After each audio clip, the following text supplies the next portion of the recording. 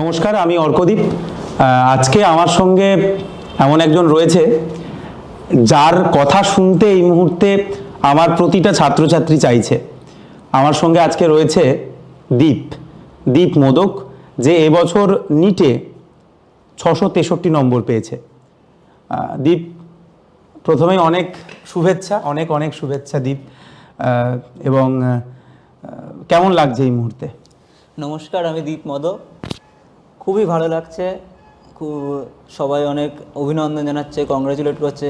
প্রথমবার এরকম একটা ফিলিংস আসছে, খুব ভালো লাগছে।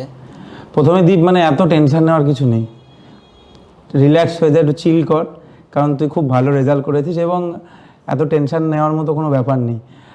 আমরা একটু এমনি কথা বলবো, কারণ এখন আমার মনে হয় তোর কথা সবাই শুনতে চাইছে এবং আমার মনে হয় যে তোর থেকে অনেকে অনেক কিছু জানতে পারবে। তো আমি একটু পিছন থেকে শুরু করতে চাই, মানে প্রথম থেকে বল, মানে এই যে ডাক্তার হওয়ার প্ল্যানটা মাথায় এলো কবে, মানে সেইখান থেকে যদি একটু বলিস। ক্লাস 11-এ ওঠার পরে এই প্ল্যানটা মাথায় আসে, ডাক্তার হব। আমি তখন থেকেই ছোটোবেলা থেকেই সায়েন্স নিয়ে পড়ার ইচ্ছা ছিল। যখন 8-9-এ পড়তাম তখন থেকেই সায়েন্সের মধ্যে একটা ভালো লাগতো, অঙ্ক ভালো লাগতো, লাইফ সায়েন্স ভালো লাগতো। তারপরে 11-এ ওঠে ঠিক করি সায়েন্স নেব। তারপরে পড়তে পড়তে একটা ইন্টারেস্ট হয়, তারপরে এই ডাক্তারে তোমার ভিডিওগুলো দেখতাম, আরও মোটিভেট হতাম, আরও তার ভালো লাগতো। সেখান থেকেই ডাক্তার হওয়ার একটা, তার মানে ছোটবেলাতে যেরকম মানে অনেকের মা বাবা ছোটবেলা থেকেই বলে যে তোকে ডাক্তার হতে হবে, এরকম তোর বাড়িতে কখনো বলেনি? আমরা সাধারণত গ্রামের দিকে থাকি, এই ভাবনা চিন্তাগুলোই কেউ করে না যে এখান থেকেও কেউ ডাক্তার ইঞ্জিনিয়ার এরকম কিছু হতে পারবে। আমাদের ওখানে পড়াশোনা করো, কলেজে গিয়ে টিচার এইসব হোক, ডাক্তারি এগুলো নিয়ে খুব একটা ভাবনা চিন্তা করে না কেউ ওইদিকে। আচ্ছা, মানে তোর মা বাবা মানে কি করেন? আমার বাবা ফুল ব্যবসায়ী, আচ্ছা, আর মা বাড়িতে দর্জির কাজ করে। আচ্ছা, তার মানে মানে অ্যাকচুয়ালি তো মানে ডাক্তারি যে হবে, মানে এই কিভাবে পড়তে হবে এই চিন্তা ভাবনাগুলোই তো তার মানে আসাটা একটু কঠিন, কারণ তোর ব্যাকগ্রাউন্ডে মানে তোর পরিবারে সেভাবে কেউ ডাক্তারি যায়নি বা এতটা হায়ার স্টাডিজ সেরকম যায়নি। তো এই ব্যাপারে কেউ খুব একটা কিছু সাপোর্টও করতে পারেনি, কারণ নলেজও খুব একটা নেই ওইদিকে কারোর এই ব্যাপারে অতটা। তাই একটু কঠিন ছিল। তবে এখন অনলাইনে যে ইউটিউবে এত ভিডিও অ্যাভেলেবেল আছে, সেগুলো দেখে অনেক কিছু জানতে পেরেছি।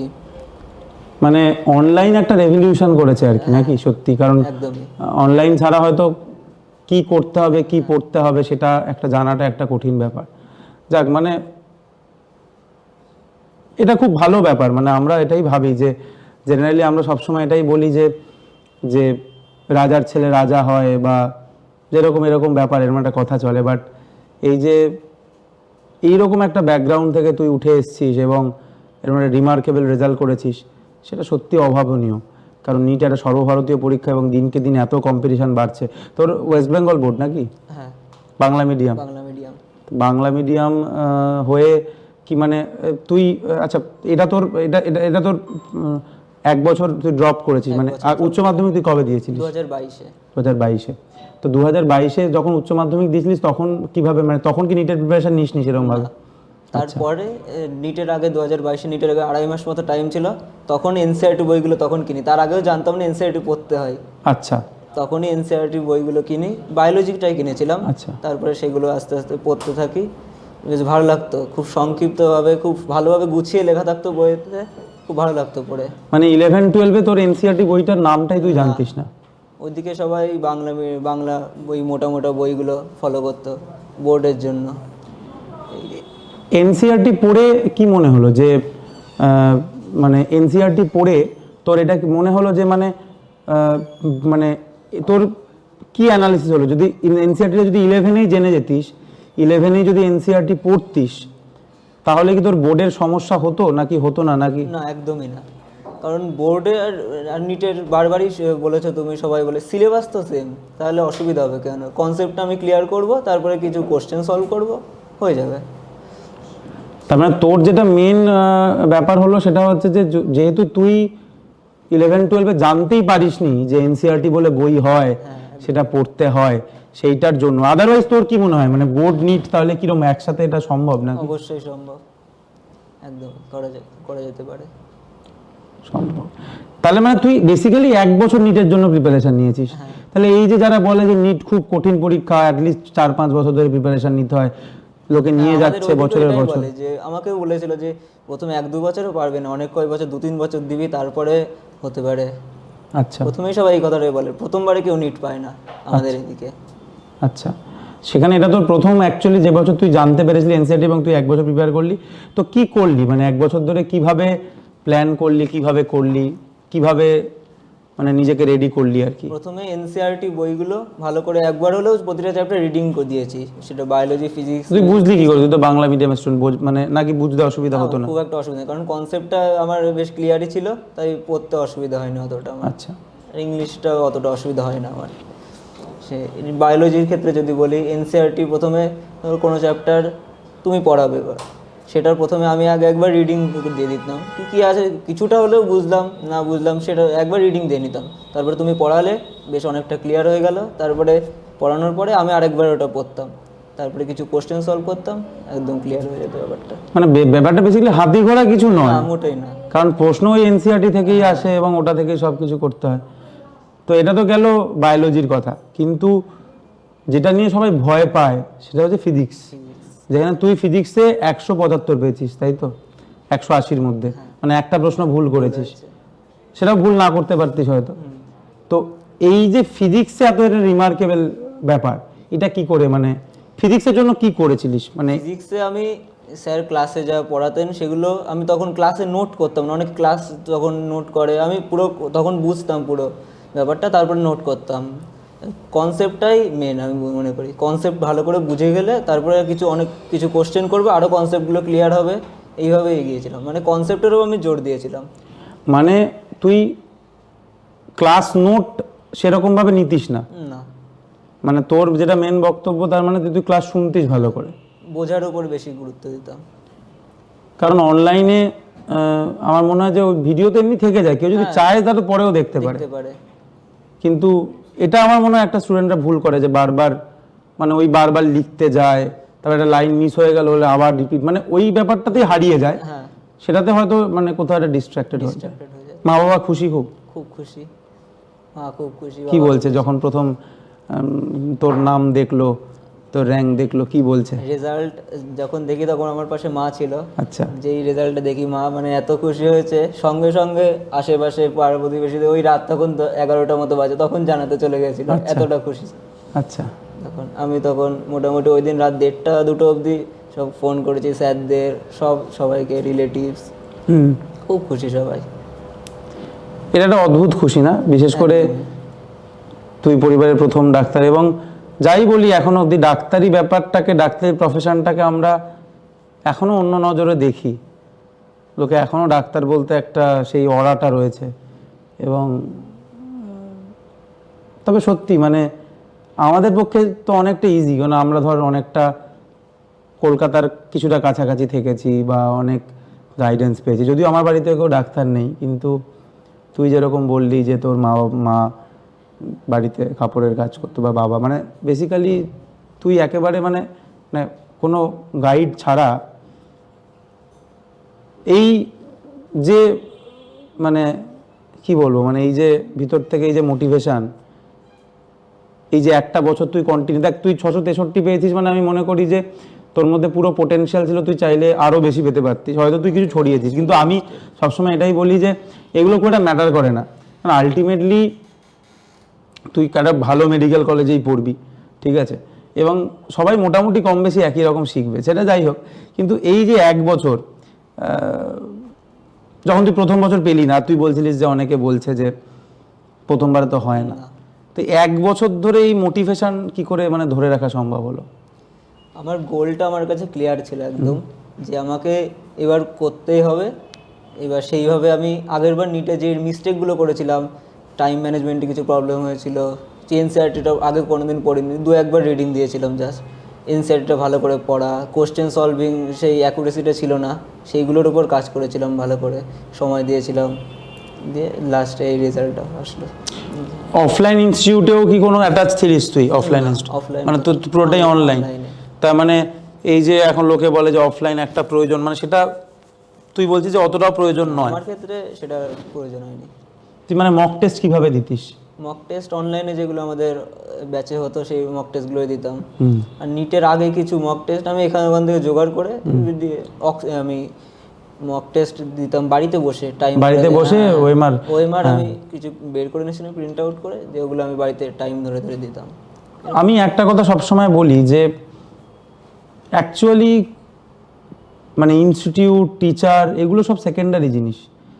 একটা ছেলে বা মেয়ে যদি চায় আমি ডাক্তার হব, তাহলে সে ঠিক খুঁজে নেবে সেই রাস্তা। নিজের উপর কনফিডেন্স থাকতে হবে আগে। কারণ ধর আমি তোকে একটা পরীক্ষা নিলাম, পরীক্ষা দিল, কিন্তু এবারে একটা ছেলে সেই কোশ্চেনটাকে প্রিন্ট করে বাড়ি বসে আবার পরীক্ষা দিচ্ছে এবং ডেডিকেটেডলি থাকছে, কি মিস্টেক করলো সেগুলো অ্যানালিসিস করছে, এগুলো তো কেউ বলে না। না, এইগুলো নিজেরা করে একটা স্টুডেন্ট, এবং যে এগুলোই করে জরুরি। কোথায় ভুল হচ্ছে সেগুলো আমি অ্যানালিসিস করব, যাতে পরবর্তীকালে সেই ভুলগুলো না হয়। এগুলোই বেশ জরুরি সব থেকে আমি মনে করি। মক টেস্ট দেওয়া, যত বেশি টেস্ট দেবে তত আমি মনে করি আরো ভালো হবে। তুই সোশ্যাল মিডিয়াতে অ্যাক্টিভ ছিলিস পুরো 1 বছর ধরে। হ্যাঁ, এটা কি এর আগে 2 মাস মতো অফ ছিল। অফ ছিল, কিন্তু তুই মোটামুটি সারা বছরই সোশ্যাল মিডিয়াতে ছিলিস, ফেসবুক, ইনস্টাগ্রাম। হ্যাঁ, তো এটা তো সবাই জানতে চায় যে সোশ্যাল মিডিয়াও করবে, সবই করবে, আবার ভালো রেজাল্টও করবে। এটা তুই এ ব্যাপারে কি বলিস, মানে তুই কি করে ম্যানেজ করলি? মানে আমার তো মনে হয় সোশ্যাল মিডিয়া একটা ডিস্ট্রাকশন। অবশ্যই, তো আমি আমার লিমিটটা জানতাম। আমি কি কত দূর কি করব, মানে পড়তে সবসময় পড়তে আমার খুব একটা ভালো লাগে না। একটু ইউটিউবে গেলে কিছু গান শুনলাম, একটা মুভি দেখলাম, মাঝে মাঝে একটু রিল্যাক্স হলাম, ফ্রেশ হলাম, কিছু কখনো বন্ধুদের সাথে একটু আড্ডা দিলাম। এগুলোর মাঝে আমার ক্ষেত্রে এটা বেশ ভালোই কাজ করেছে। আচ্ছা, তাহলে সোশ্যাল মিডিয়া থেকেও তুই লাস্ট 2 মাস অফ হয়েছিলিস? হ্যাঁ। সেটা কি মানে অফ হয়েছিলিস মানে কি ডিঅ্যাক্টিভেট করে দিয়েছিলিস নাকি মাঝে মাঝে? পুরো ডিঅ্যাক্টিভেট করে দিয়েছিল, মানে তখন আমি পুরো ফোকাসটা ওই 2 মাস পুরো এই নিটের উপরে দিতে চেয়েছি। লাস্ট 2 মাস কি করলি, মানে কি করেছিস লাস্ট 2 মাস? প্রচুর কোশ্চেন সলভ করেছি, মক টেস্ট দিয়েছি, এনসিইআরটি বায়োলজির ক্ষেত্রে রিপিটেডলি রিভাইজ করেছি। তোর কি মনে হয় যে ধর কেউ মানে মেন জিনিসটা কি, ধর ধর যেরকম ধর তুই আমার ক্লাস করতিস, তাহলে একটা ধর আমার থেকে একটা ক্লাস টপিক তুই শুনলি, ওইটাই আবার শোনা কি যুক্তিযুক্ত, নাকি এবার জাস্ট কোশ্চেন সলভ করা, মানে কি, মানে তুই জাস্ট বল। মনোযোগ দিয়ে ক্লাসটা শুনবো, তাহলে বুঝলাম, হয়তো পুরোটা বুঝতেও পারলাম না, এনসিইআরটি পড়লাম আমি বারবার, একবার দুবার পড়লাম, তারপরে কোশ্চেন সলভ করলে তখন আরো কনসেপ্টটা আরো ভালো ক্লিয়ার হবে। যত কোশ্চেন করব আমার তত আরো ভালো কনসেপ্টটা ক্লিয়ার হতো। মানে মেন হচ্ছে এমসিকিউ বেশি করে করতে হবে। আমি ওটাই বেশি করতাম, কারণ ক্লাস 10 বার শুনে খুব একটা লাভ নেই, আমি যেটা বারবার বলি। পরীক্ষাতে তো এমসিকিউ করতে হবে আমাকে, পরীক্ষাতে এমসিকিউ করতে হবে, তাহলে একটা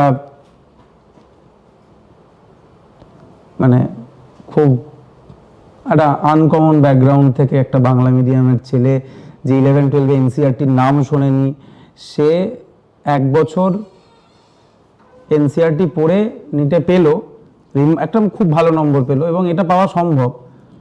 মেন হচ্ছে তার মানে বলছে যে এমসিকিউটা কিন্তু প্রথম থেকে ওটাকে লোকে ইগনোর করে দেয়। আমার মনে হয় লোকে বারবার ভিডিওর দিকে দেখতে দেয়, যে এই ভিডিওটা এই টিচারের থেকে শুনে নিলাম, এর থেকেও একবার শুনে নি, ওর থেকেও একবার শুনে নি। আমার মনে হয় এটা একটা ভুল, কারণ আলটিমেটলি দিনের শেষে আমার মনে হয় প্রত্যেকে কম বেশি একই রকম পড়ায়। কেউ একটু ভালোভাবে পড়ায়, কেউ একটু, কিন্তু তথ্য একই থাকে মোটামুটি কম বেশি।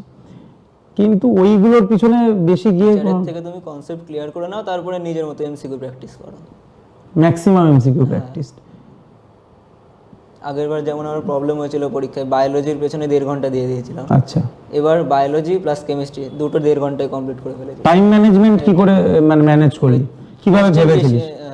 আমি বায়োলজিটার জন্য ম্যাক্সিমাম 30 মিনিট, মানে বোটানি জুলজি মিলিয়ে 30 মিনিট। 30 মিনিট, কেমিস্ট্রিটার জন্য 50 মিনিট মতো, আর বাকি টাইমটা ফিজিক্স, তারপরে বাকি 1 ঘন্টা মতো ফিজিক্স, 1 ঘন্টা। মানে তুই শুরু করতিস কি দিয়ে? বায়োলজি দিয়ে। আর তুই কি ভাববি যে 30 মিনিট হয়ে গেলে এবার যদি শেষ না হয় তাহলে কি করবি? চলে যাবি, মানে তুই থামবি না, তুই এটা ভেবেলি যে 30 মিনিট আমি বায়োলজিতে দেবো। এবার পরীক্ষাতেও যেমন কোনো প্রশ্ন আটকে গেল, ওখানে স্টিক করে থাকেনি, পরেরটায় চলে গেলাম। এবার অনেক পরপর 2-3টা আটকে গেল, একদম পরেরটায় চলে গেলাম, মানে টাইম নষ্ট করা যাবে না। তারপরে আবার ওগুলোতে ফিরে আসলাম। পরে আমার কাছে 40 মিনিট মতো টাইম ছিল, অল্প কটা কোশ্চেন ছিল, ওগুলো তারপরে করলাম। এইটা আমি রিপিটেডলি বলেছি, এবং আমি সবসময় এটাই বলতাম যে যারা অ্যাকচুয়ালি এগুলো শুনবে, আমি মনে আছে তোদেরকে এটাও বলতাম যে লাস্টের দিকে ফুল সিলেবাস মক টেস্ট দে, আর মানে পড়ে লাভ নেই কোনো, মক টেস্ট দে, এবার যেটা পারলি না সেটা তুই থিওরিটা একবার দেখে নে। আর পরীক্ষার সময় আমি বারবার বলতাম যে তুই নিজে ঠিক করে নে যে আমি এত মিনিট দেবো, এবং যদি ওটা হয়ে যায় তাহলে আমি পরের সাবজেক্টে চলে যাব, এবং একটা কোশ্চেন আমি দাঁড়াবো না। না, এবার এই কথাগুলোই বারবার বলা হয়। অ্যাকচুয়ালি মানে তুই যেটা বললি এইটাই একজন সাকসেসফুল ক্যান্ডিডেটের সাথে একজন আনসাকসেসফুলের পার্থক্য করে দেয়। তো আমি এটাই সবসময় বলি যে মানে স্টিক, এই যে পরীক্ষায় লোকে একটা কোশ্চেনে 15 মিনিট কাটিয়ে দিল, ব্লান্ডার হয়ে যাবে। ওখানেই শেষ। এরপরে কি প্ল্যান? এখন কাউন্সিলিং তো দেরি আছে, এখন কি করছিস? বেড়াতে টেড়াতে যাচ্ছিস কোথাও? হ্যাঁ, বেড়াতে গিয়েছিলাম। কোথায়? মাসির বাড়ি, পিসির বাড়ি, আবার যাবো সামনে। আর তুই বাইরে বেড়াতে গেছিস কোথাও কখন? খুব দূরে? ছোটবেলায় পুরীতে গিয়েছিলাম একবার। আর কোথাও যাসনি? না। এবার ডাক্তার হবি, বিদেশ যাবি, না আমার নিজেরই মানে তোর কথা ভাবতে গিয়ে আমার নিজেরই খুব মানে চোখে জল চলে আসছে। আমি ভাবছি আর কি যে একটা ছেলে যে এরকম একটা জায়গা থেকে করে এবং যে কখনো বাইরে বেরোয়নি, মানে যাই হোক, এবার তো তুই একটা বড় একটা কমিউনিটির মধ্যে ঢুকে যাবি। এবং কি প্ল্যান ডাক্তারিতে? কি প্ল্যান ডাক্তারিতে? কি করার ইচ্ছা? এখন তো এমবিবিএস কোর্সটা করব। এখন আমি ওই বিষয়টা ডাক্তারি ব্যাপারটা তুই বুঝিস নাকি এখানেও তুই জানিস না, যেরকম জানতিস না 11 12 এনসিইআরটি, নাকি এখন ভাবিস যেরকম ছোটবেলায় আমাদেরকে যখন প্রশ্ন করা হতো যে কিসের ডাক্তার হতে চাও, যেরকম এবারও আমি একজনকে শুনলাম, একজন বলছিল যে আমি এমবিবিএস করে তারপরে আমি কার্ডিওলজিস্ট হবো। এমবিবিএস করে কার্ডিওলজিস্ট হওয়া যায় না। তুই কি এই ব্যাপারটা তোর কাছে ক্লিয়ার যে কি করে মানে তোর কি ইচ্ছা? যেমন আমার ছোটবেলায় জিজ্ঞাসা করতো কি হয়, আমি বলতাম নিউরোলজিস্ট। কিন্তু নিউরোলজিস্ট হতে হলে কি করতে সেটা কিন্তু আমার আইডিয়া ছিল না। আমারও নেই। তোর কি এমনি কি ইচ্ছা? কার্ডিওলজিস্ট, রিলেটেড কিছু, নিউরোলজি, ব্রেন। কেন নার্ভাস সিস্টেম ভালো লাগে? হ্যাঁ, বেশ ইন্টারেস্টিং লাগে আমার। নিউরোলজিস্ট হতে গেলে আগে এমবিবিএস করতে হবে, তারপরে এমডি করতে হবে মেডিসিনে, তারপরে ডিএম করতে হবে নিউরোলজিতে। আর লম্বা প্রসেস যদি নিউরোলজিস্ট হতে চাস। বাট যদি হতে মানে যদি তোর মতো স্টুডেন্ট যদি লেগে থাকে তাহলে হবে। যে মেডিকেল কলেজ, কোন মেডিকেল কলেজে কলকাতা মেডিকেল কলেজ কাউন্সিলিং হবে? মানে তোর ফার্স্ট প্রেফারেন্স কি? Kolkata medical college. Kolkata medical college, কেন? আর কিছু? আর কিছু আমার মাথায় এমস একবার এসেছিল চিন্তা ভাবনা, কল্যাণীটা। তারপরে খোঁজ খবর নিয়ে জানলাম যে কলকাতা মেডিকেল কলেজটাই বেটার হবে ওটার থেকে আপাতত। অ্যাকচুয়ালি এখানেও না বেটার আমার ওয়ার্স এইসব কোনো শব্দ নেই। আলটিমেটলি এই যে মেডিকেল এডুকেশনের যে পড়াশুনো, সেটা নিয়ে আমি অ্যাটলিস্ট খুব একটা স্যাটিসফাইড নই। যেরকমভাবে পড়ানো উচিত সেরকমভাবে হয় না। তুই যে এরকম পড়ে আসিস না, তুই দেখবি তোর এক্সপেকটেশন ম্যাচ করবে না গিয়ে, সেটা যে কোনো কারণেই হোক। কিন্তু আমার মনে হয় যে তাই ওইগুলো ম্যাটার করে না, যে কে ভালো কে খারাপ, ঠিক আছে, এগুলো ম্যাটার করে না। তবে যেহেতু মানে আমার কলেজ মেডিকেল কলেজ না, আমাদেরকে যখন বলতো যে কোন মেডিকেল কলেজে পড়ো, তখন আমরা বলতাম মেডিকেল কলেজে পড়ি। বলতো কোন মেডিকেল কলেজ? বলতাম মেডিকেল কলেজ, আর কিছু নেই। সো ইটস আ ব্র্যান্ড, ঠিক আছে। মানে আমরা সবসময় বলি এটা যে মানে অনেক কিছু আছে, তো মেডিকেল কলেজ বলতে এখন ওই 88 কলেজ স্ট্রিট এবং যার বয়স 188 বছর, যেখানে তুই যখন ঢুকবি, তুই যখন হাঁটবি, তুই ওই জায়গাটা দেখতে পাবি যেখানে হয়তো প্রথম অ্যানাটমি ডিসেকশন হয়েছে ভারতবর্ষে, যেখানে প্রথম ওটি হয়েছে, প্রথম ডেলিভারি হয়েছে, ইডেন বিল্ডিং। হ্যাঁ, Eden building, David Hare block, তারপরে যেটা এমসিএইচের যে আইকনিক বিল্ডিং, যেখানে দেখবি সপ্তপদীর শুটিং হয়েছিল। তো এই পুরো ব্যাপারটা মেডিকেল কলেজের মধ্যে একটা মানে একটা গায়ে কাটা দেওয়ার মতো একটা ব্যাপার আছে। বাকি তো ঠিক আছে সব, বাট ওই আর কি মেডিকেল কলেজ। আদারওয়াইজ আমি মনে করি যে মেডিকেল কলেজে যদি যাস, এখানে যেরকম 11-12-এ একটা ভুল করেছিস যে এনসিইআরটিটা তুই জানিসনি, যদি জানতিস তাহলে কিন্তু আমার মনে হয় যে অন্যরকম হতে পারতো জীবন। যাই হোক, তাতে হয়তো আমি আর তুই এখানে বসতে পারতাম না। Everything has some reason. কিন্তু আমি একটা কথা তোকে বলে দিই যে মেডিকেল কলেজে সবসময় মাথায় রাখবি একটা জিনিস, যবে থেকেই যাবি, যে তোর সব থেকে বড় টিচার কে হতে চলেছে। মেডিকেল কলেজে, হ্যাঁ, তো মেডিকেল কলেজে গেলি, তো সব থেকে বেস্ট টিচার কে হবে? তুমি যদি পড়ো তাহলে? একদমই নয়, এগুলো তো বলিসই না। লোকে আবার যেরকম ওই কাব্যার মতো ভাববে তোকে আমি কিছু দিয়েছি বলে বলছি, এলে একদমই বলিস না। ইউর বেস্ট টিচার, যেটা অ্যাডভান্টেজ একটা, মানে কেউ বাজে পড়াতে পারে, ভালো পড়াতে পারে, কিন্তু একজন তোকে কখনো বিট্রে করবে না, যার থেকে তুই সব থেকে বেশি শিখতে পারবি, সেটা হচ্ছে পেশেন্ট। আমাদের কেউ গাইড করেনি, সেই জন্য আমরা ভুল করেছি। এটা আমি তোকে বলতে চাইছি প্রথম থেকেই, তুই একজনের থেকেই শিখতে পারবি, সেটা হচ্ছে পেশেন্টের থেকে। তোকে পেশেন্টের পাশে গিয়ে পড়ে থাকতে হবে। তুই দেখবি কেউ যাচ্ছে না, তুই দেখবি তুই যখন একটা মেডিকেল কলেজে দেখবি সবাই ইউটিউব ভিডিও বানাচ্ছে, রিল বানাচ্ছে, এইসবই করবে বা বই পড়বে, লাইব্রেরি যাবে, কিন্তু যেটা করবে না সেটাই পার্থক্য তৈরি করবে। তুই যদি প্রথম থেকে তুই বই পড়তে হবে না তোকে, তুই বই ফই অত পড়ে লাভ নেই কোনো। তুই পেশেন্টের কাছে পড়ে থাকবি, পেশেন্ট দেখবি এবং ওখান থেকে কিছু শেখার চেষ্টা করবি। বাড়ি এসে তারপরে ওই জিনিসটা একবার বই থেকে চোখ বোলাবি, তুই দেখিস যে তুই বাকিদের থেকে অনেকটা আলাদা হবি। পেশেন্টের থেকে বড় শিক্ষক কেউ নেই, বুঝতে পারলি? এখানে ওই ভুলটা করিস না, যে ভুলটা আমি করেছি, আমার মতো অনেকে করেছে। But patient is the biggest teacher, যেটা আমরা এখন বুঝতে পেরেছি, অনেক বছর পরে গিয়ে বুঝতে পেরেছি। প্রথম দিকে আমাদের প্রথম দিকে একটা বড় বড় বুক লিস্ট দিত, এই বলতো এই পড়ো, এই লেকচার হল, টিউটোরিয়াল, পরীক্ষা, এইসবই চলছে। এইসব করতে গিয়ে আলটিমেটলি আমরা পেশেন্ট ব্যাপারটা থেকেই দূরে চলে যাই। আলটিমেটলি তো পেশেন্ট, তুই ডাক্তার হচ্ছিস মানে তোকে একজনকে সুস্থ করতে হবে। যে প্রশ্নটা সবাই করে সেটা করি। দুটো খুব ক্লাসিক প্রশ্ন আছে, একটা হচ্ছে কত ঘন্টা পড়তিস। এই টাইমিংটা আমি ছোটবেলা থেকেই প্রশ্নটা অনেকে করে, যখন মাধ্যমিকের পর থেকেই সবাই এই প্রশ্নটাই করতো আমাকে, কত ঘন্টা পড়ি, সারাদিন কি পড়িস তুই? একদমই না, সারাদিন পড়ি না। আগে তো আমি দিনের বেলা পড়তাম, রাতে আমি 10টা বাজতো ঘুমিয়ে পড়তাম, মানে 10টার বেশি ক্লাস 12 অবধি 10টার উপরে আমি পড়িনি। তারপরে নিট আসলো, তখন একটু চাপ বাড়লো, তখন একটু পড়তাম বেশি।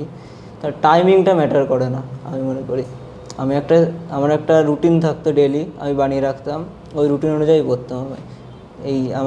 আমার এই জিনিসটা, এই টপিকটা আমাকে আজকে কভার করতে হবে, সেই রকম আমি পড়তাম। কখনো একটু টাইম লাগতো বেশি, কখনো তাড়াতাড়ি হয়ে যেত, এইভাবেই করতাম।